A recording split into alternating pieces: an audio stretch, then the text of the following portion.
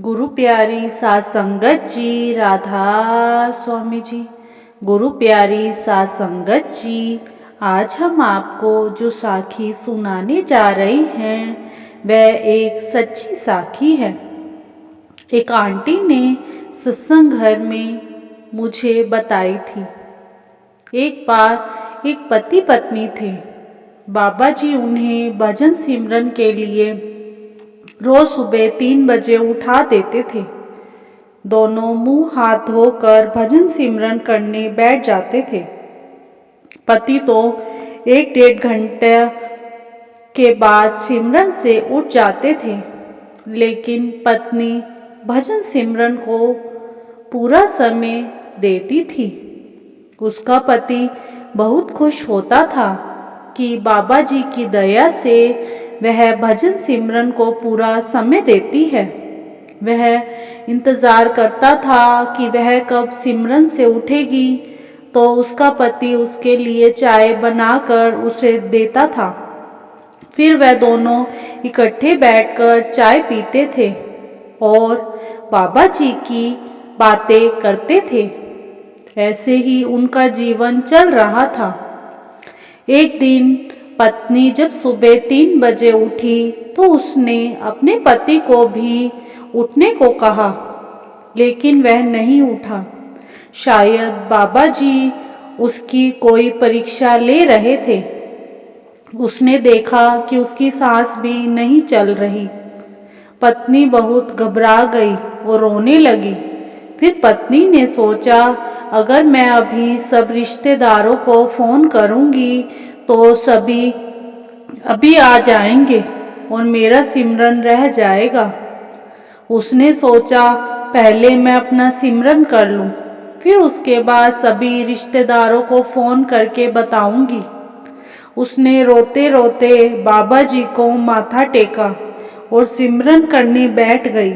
जब वह सुबह सिमरन करके 6 बजे उठी तो देखा उसका पति उसके सामने चाय का कप लेकर खड़ा है। यह देखकर वह बहुत हैरान हुई और बोली, जब मैं 3 बजे उठी तो मैंने आपको उठाया तो आपकी तो सांस भी नहीं चल रही थी। वह बोला, मैं तो आज अपने बाबा जी के साथ था। वह बोली, कैसे? तो उसने कहा कि बाबा जी 3 बजे मुझे अपने साथ ले गए थे, लेकिन पता नहीं फिर क्या हुआ, उन्होंने मुझे वापस भेज दिया। उसकी पत्नी ने कहा कि हमारा बाबा जी पर पूरा विश्वास था कि बाबा जी जो भी करेंगे हमारे लिए अच्छा ही करेंगे। बाबा जी ने उसके विश्वास की लाज रखी और उसके पति को वापस भेज दिया। इसी के साथ एक छोटी सी साखी और है। बहुत समय पहले की बात है कि सत्संग में जाने के लिए लोग नदी पार करके जाते थे और सत्संग सुनकर फिर कश्ती से ही नदी पार करके वापस आते थे। सभी नाविक अपनी नाव को बहुत सजा सवार कर आते थे। अच्छा रंग करवाकर और फूलों से अपनी नाव को सजाकर आते थे कि शायद आज सतगुरु मेरी नाव में बैठ जाए। वही एक गरीब कश्ती वाला भी था। उसकी नाव बहुत पुरानी थी और ज़्यादा सजी हुई भी नहीं थी, तो वह सोचता था कि सतगुरु तो उसकी नाव में नदी पार नहीं करेंगे, क्योंकि मेरी नाव बहुत पुरानी है और टूटी हुई भी है। जब सत्संग के बाद संगत और सतगुरु आते हैं तो सब कश्ती वाले उनके स्वागत के लिए खड़े हो जाते। सारी संगत तो नाव में बैठ गई। सतगुरु जी सबसे अंत में खड़ी हुई पुरानी कश्ती में पहुंच गए, तो सारी संगत भी उनके पीछे उसी कश्ती में चढ़ गई। वह नाविक बड़ा हैरान हुआ और सतगुरु को देखने लग गया। उसने ऐसा नूरी स्वरूप पहले कभी नहीं देखा था। वह प्यारे सतगुरु को देखता ही रह गया। तो सतगुरु बोले, भाई नदी पार करवाएगा? तो उसकी आंखों से आंसू की धारा बहने लगी और वह सतगुरु के चरणों में गिर गया और बोला, सतगुरु प्यारे, मैंने कभी नहीं सोचा था कि आप मेरी टूटी हुई नाव में बैठेंगे। उसने सतगुरु को बिठाने के लिए अपनी नाव को अपने पन्ने से साफ किया और सतगुरु को बड़े प्यार से बैठने के लिए आग्रह किया।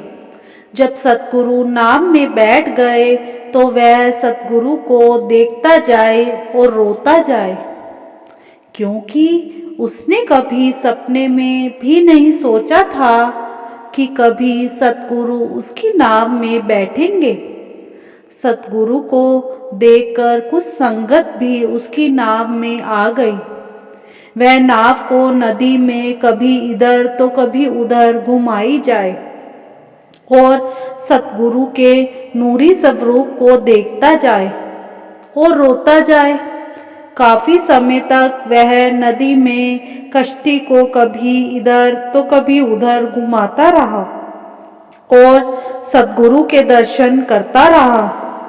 संगत में से किसी ने कहा, भाई नदी भी पार करवाएगा या यूं ही चक्कर लगाता रहेगा? उसने मन में कहा, आज बरसों के बाद मेरी आस पूरी हुई है। शायद यह नूरी स्वरूप के दर्शन फिर मिले या ना मिले। फिर उसने जल्दी से नदी पार करवाई। सबने उसको पैसे दिए। जब सतगुरु जी उसको पैसे देने लगे, बोले, भाई कितने पैसे? तो वह रोकर बोला, सतगुरु जी, मैंने आपको नदी पार करवाई है, आप मुझको भव सागर से पार करवा देना। उसने सतगुरु से पैसे नहीं लिए और खुद को भव से पार करवाने का आशीर्वाद ले लिया। साध संगत जी, इससे यह पता चलता है कि सतगुरु हमारे मन में क्या चल रहा है वह सब जानते हैं।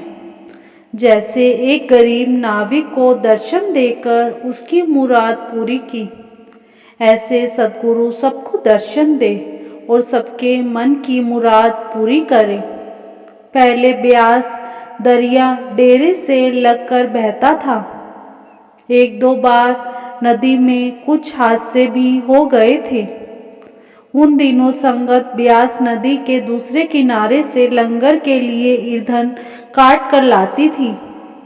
दरिया के किनारे लंबा मोटा घास होता था, जिसे काटकर पूरे साल के लिए रख लिया जाता था।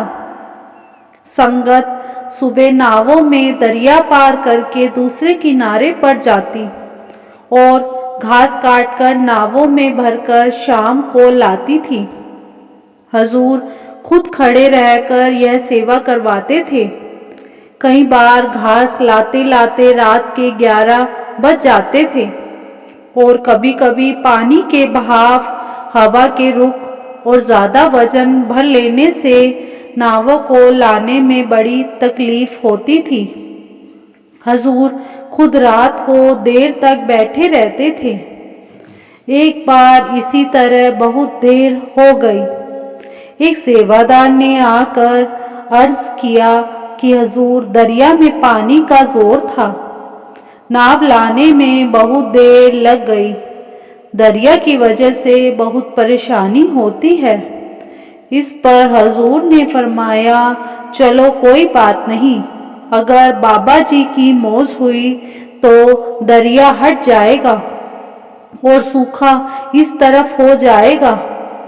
सतगुरु ने जब नदी को दूर जाने का इशारा किया तो इसके बाद दरिया का रुख धीरे धीरे बदल गया और दरिया डेरे से हटकर करीब 2 मील दूर चला गया। अब इसी किनारे से पूरी बालन आने लग गई। सतगुरु क्या नहीं कर सकते। उन्होंने ब्यास नदी को इशारा किया और नदी धीरे धीरे दूर चली गई और डेरा बढ़ता गया। ऐसे सतगुरु का बार बार शुक्र। इसी के साथ इजाज़त चाहते हैं, कल मिलेंगे एक नई साखी के साथ। तब तक के लिए राधा स्वामी जी।